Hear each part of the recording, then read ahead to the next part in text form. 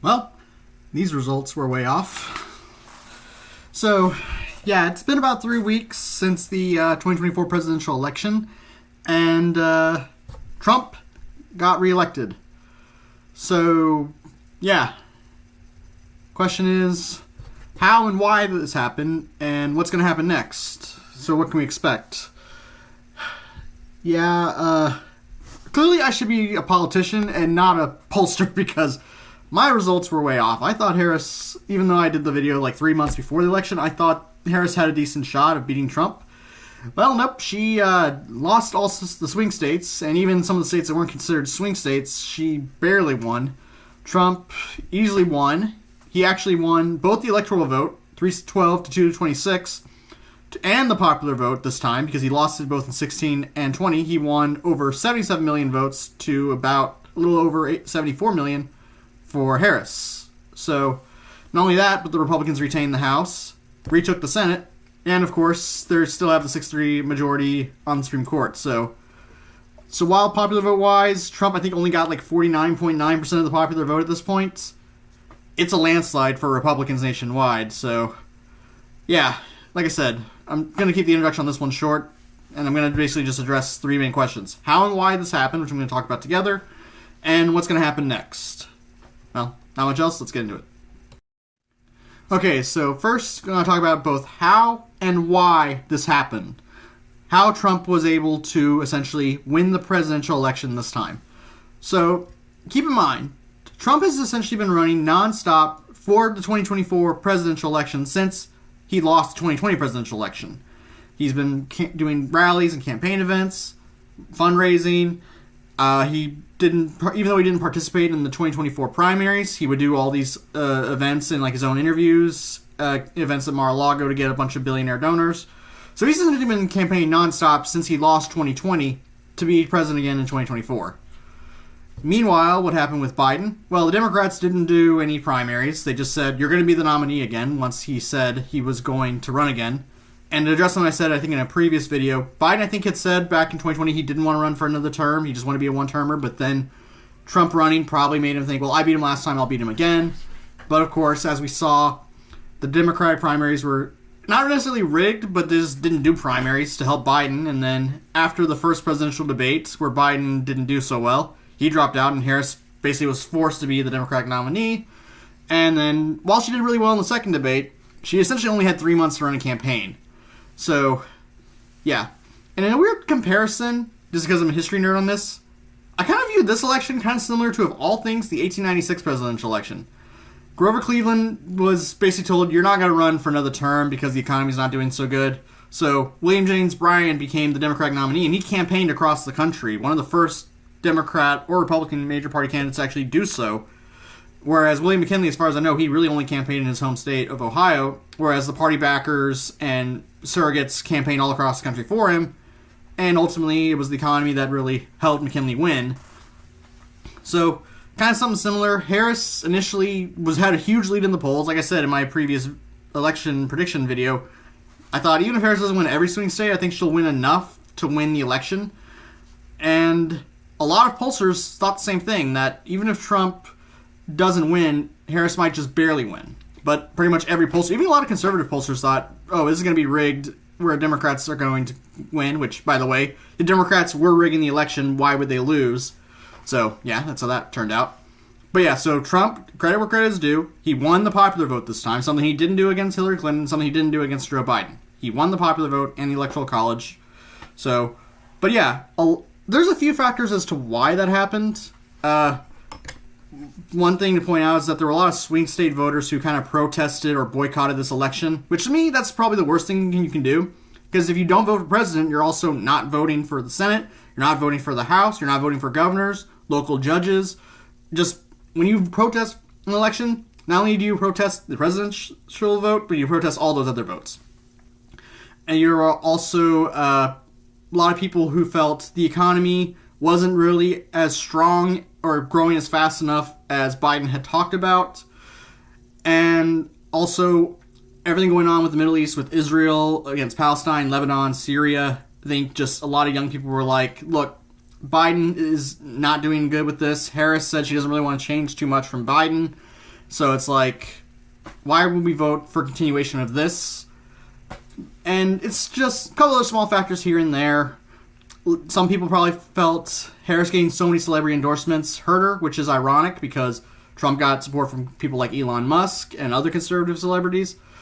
But yeah, nevertheless, Trump ultimately won not because I think Harris did bad, but just she did the best she could with just 3 months to run a presidential campaign, but it wasn't enough.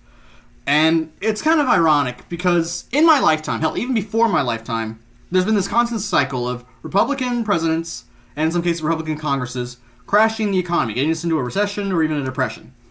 A Democratic president, and sometimes a Democratic Congress, comes in, they start to fix it, because they have to spend like the first year, 2 years, fixing the problems from the previous administration.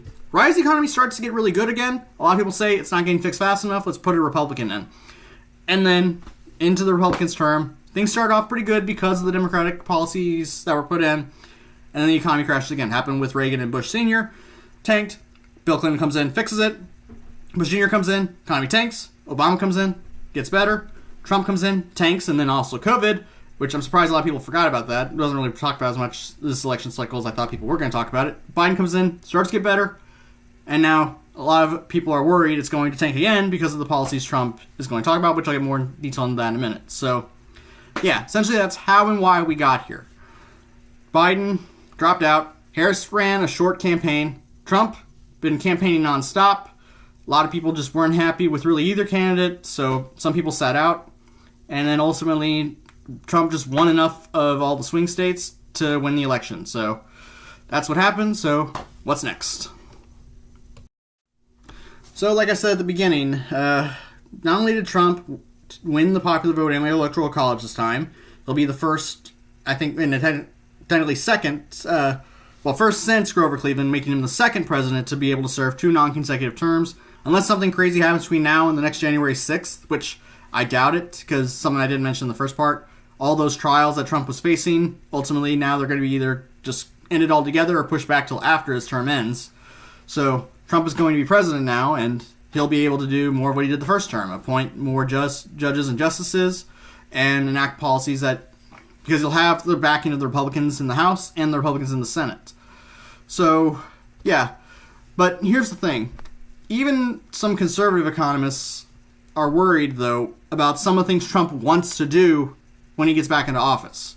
He said he wants to put anywhere from a 10 to 25% tariff on any goods not made in the U.S., which is most goods are not made in the U.S. We have some here, but then parts or other tools and equipment we need may not be made in the U.S., so we can't finish making stuff here without stuff from other countries. And I'm surprised this is a message Democrats can't make clear to American voters. All a tariff is a tax on a foreign good that we pay. Like, how hard is it to send that message? A little bit of a ramble there. But yeah, but a lot of economists are worried if Trump does this, it will cause another recession. We already seen stock markets like kind of being a little worried that if Trump becomes president and enacts that and other economic policies he's talked about, then we could see 401ks go down. We could see huge, like I said, possible economic problems across the country. But it's not just that. Trump said he wants to do massive deportations again, but even bigger than he did last time. So much so that there's even talk, not necessarily just by Trump, but a few of the people he's nominated, to possibly even get rid of citizenship for people who became U.S. citizens. Now, look, it's one thing to say, I'm going to deport criminals, or I'm going to deport people who came here illegally. But if you deport people who did come here illegally and remove their citizenship, then that's going to cause a huge economic problem, both now and in the future, because then people who want to come to the U.S. legally are thinking, wait, if they deport people who did come to the U.S. legally, why would I go to the U.S.? So there goes seasonal workers, international students, and all sorts of other stuff like that actually do provide a boost to the economy. So that's going to hurt long term as well.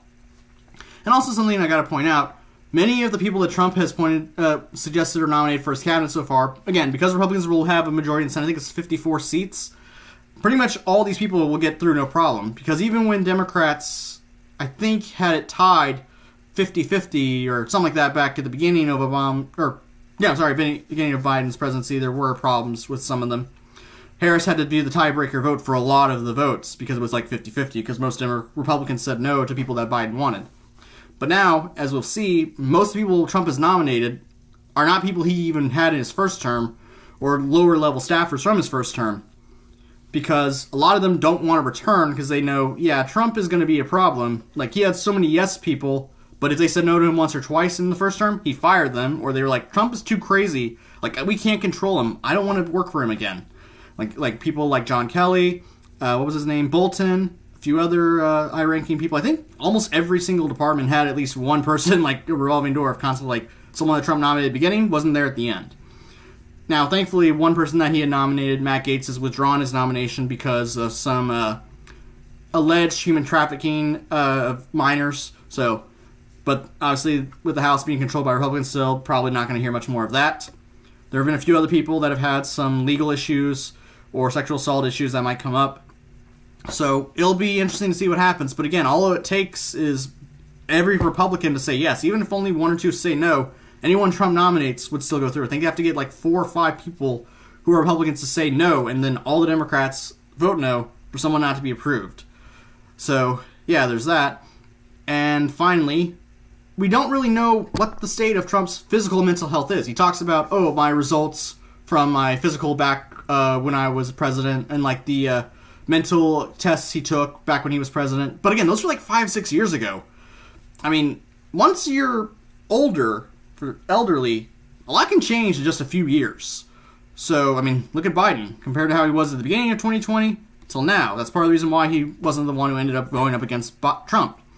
And sure, Trump is only like 2-3 years younger than Biden, but we don't know how healthy he is physically or mentally. If something happens to Trump, Vance becomes the U.S. youngest president the U.S. has ever had.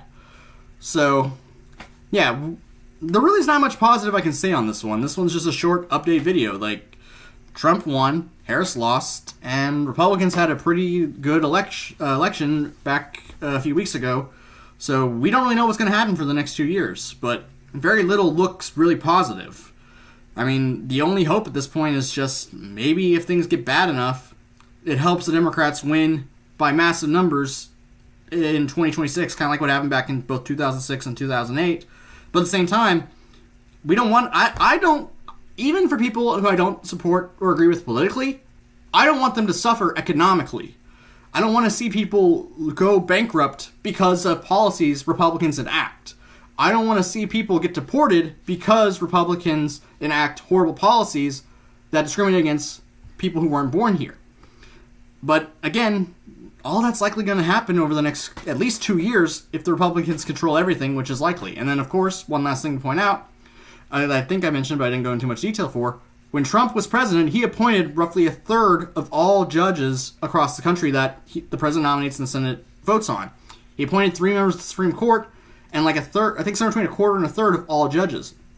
Now, Biden has done about the same in the same amount of time of 4 years, but with Trump coming back in, pretty much all that balance between the conservative liberal judges that we saw between Trump and then Biden is going to be even skewed further now. If Thomas or Alito die or retire, Trump gets at least another 1 or 2 lifetime appointments to the Supreme Court. And again, for the next few years, Republicans, if they control the Senate, can just approve anyone Trump picks.